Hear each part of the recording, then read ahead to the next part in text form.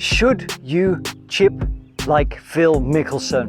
This has become a question I have been getting so much over the last couple of weeks. We're just into the start of June 2021 and Mr. Mickelson defeated all the odds and won the USPGA. And so he's been in the news a lot as far as, you know, how he plays golf, the way he prepares, his diet and all this kind of stuff. But his short game has always been really quite impressive, right?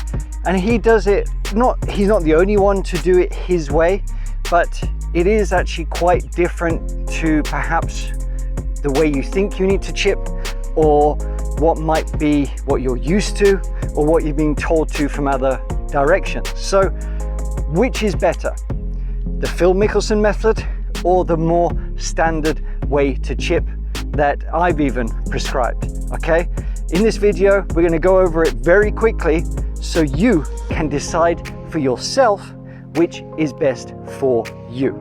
Let's find out how.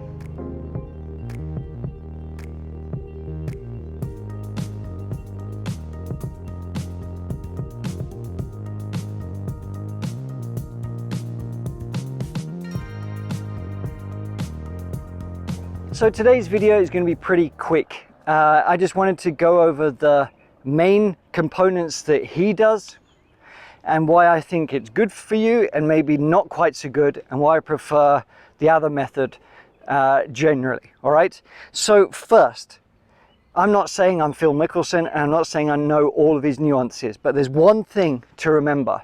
He has practiced pretty much day and night for 40 years, okay? Every single day of his life, he has used his wedges to utter perfection again and again and again.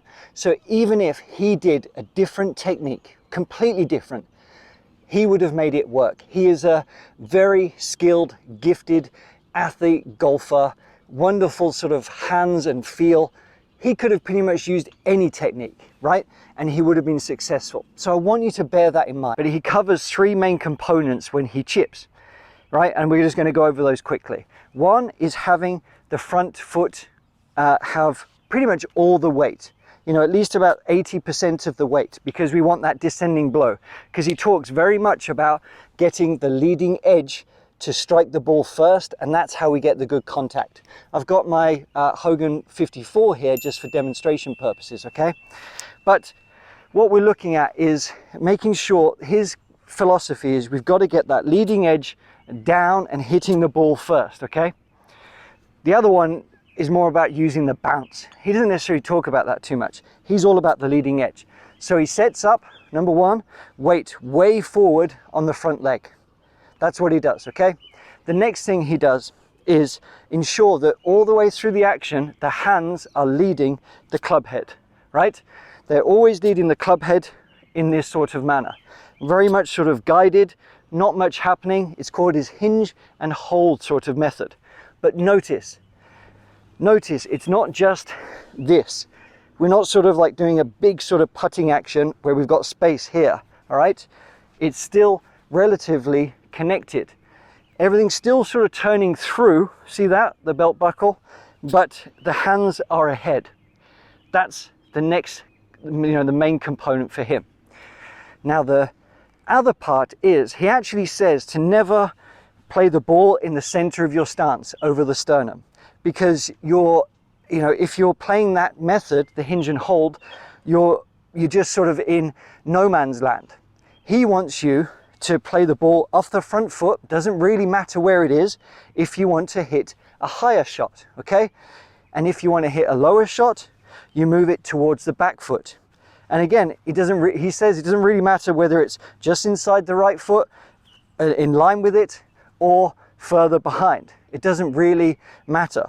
All that changes by doing the different ball position is the height of the shot, okay?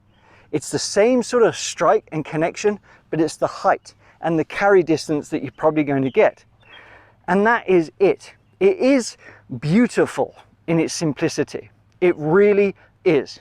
However, there is a tendency for people to kind of get that wrong and often duff shots because they are stalling the lower body and just sort of chipping like this, and you hear hands forward, ball back like this, and they sort of duff it and chip, sort of something like that, okay?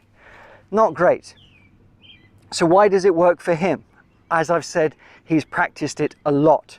But if you're ever off a very tight lie, okay, a hard lie or a tight lie, then that method is the go-to, even if you prefer the other technique, because it's going to give you the best, a very good chance of nipping it off the top of the surface to make sure you do get, to make sure that you do get the ball, then the turf, and sort of get that compression that you want, even with a little chip shot, and to get that spin control.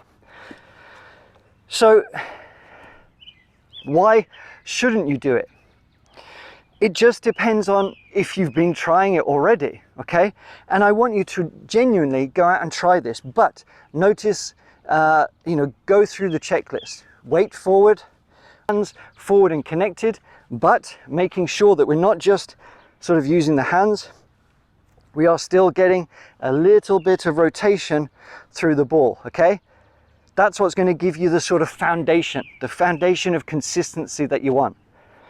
It works very well for Phil Mickelson and many, many other golfers when it comes to chipping technique.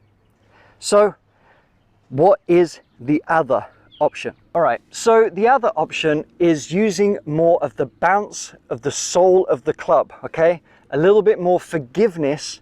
So we strike the surface and we literally sort of bounce the club off. There's less restriction, there's less friction as we're coming through, there's less resistance. So you might not always get as much spin, but the reliability is generally a bit more favorable. So the idea with utilizing a little bit more bounce is you're really just doing more of a mini golf swing.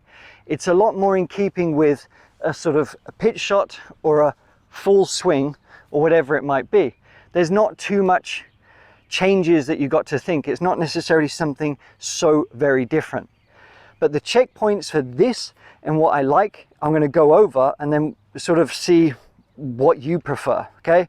So the first thing is, still the weight is farther forward, okay? We want to make sure that we haven't just got the weight forward and we're not, if you often observe the hips, people are kind of a bit too steep with the hips and the shoulders, and that sort of digs in. We want the weight forward, but we still want to have a little bit of tilt so the club can just sort of swish, swish, is that even a word? I don't know, but swing through and swoosh through with relative ease. You see that? There's nothing has to be manipulated or forced. I'm just almost using perpetual motion to make that very simple little action. And I'm maintaining this triangle that I set up with. So I've got a bit more weight on the front foot, but instead of having the hands forward, the cheat, the little hack is I'm moving the hands back a little bit so you can see this. And why am I going to do that? It's basically just allowing the hands to be a little more passive, okay? We've still got exceptional feel, like we can still feel the weight of the club, but it's a little bit more passive. I'm not trying to hit it with my hands. I'm not trying to do too much with my hands. The club is just sort of being balanced and held here, okay? I've got the ball a bit more in the center of the sternum. I've got my hands back, and the secret sauce is I'm actually going to stand a little bit closer and I'm going to raise that heel a little bit. I talk about this quite a lot. It's not the most optimal way to chip, but it's certainly not bad or going to do you any harm, and very, very useful, because especially on wet lies or whatever it might be, when we raise the heel, okay, there's less friction, okay? The club can just sort of pass through a little bit easier. So with that feeling, we've got the ball a bit more in the center over the sternum. We've got the hands back. We've got the standing a little bit closer to it. And all we're doing now is almost rotating the belly a little bit here and the chest and guiding it more with the body, right? It's just this very small mini little golf swing where the hands are really quite passive. And if you notice, I'm keeping the triangle as I set up, I'm keeping the triangle here, and I'm keeping the triangle throughout. It's a very small mini movement, but just with that sort of technique, okay, you're going to get very nice, simple, reliable shots. And the reason why I say, you know, you start in the middle is because that's your stock shot. From there, if you want to hit it a bit higher, you switch to a 58 degree or a 60 degree. You want to go a bit lower, you hit a pitching wedge. The same technique. Especially if you're trying to do too much around the greens, this is perfect. Because at the end of the day, all you're trying to do is chip the ball close, right? That is literally all you are trying to do. So the more you can do that and have that sort of reliability and that foundation, you've got something to build up on. It might not give you Seve or Mickelson's short game, but it's going to give you something that you can trust to not be disastrous, which I think you know is going to help your scores and confidence a lot. And from there, you can kind of fine tune. All right. So that's it. That's all we're talking about. Now, how do you decide? There's only one way. You have to go out and practice this and try the different feels. Try it with different clubs. See what you can do. Like if you want a bump and run with like a 7 or 8 iron, use the same technique as the second one, okay? And even try it with the Phil Mickelson method. I mean, he pretty much uses like a lob wedge all the time because he's got that control. But make it a bit easier on yourself for the most part. But I do urge you to try the Phil Mickelson hinge and hold chipping method, okay? I've had a little play with it recently just because I've been like, okay, I kind of know what he does, so how can I transfer this to my lessons? And when people are asking me, what can I truly tell them? And if I do the hinge and hold, like off the front foot, hands forward, okay? So I'm here, you know, it's nice. I get a nice sort of strike, it feels pretty good.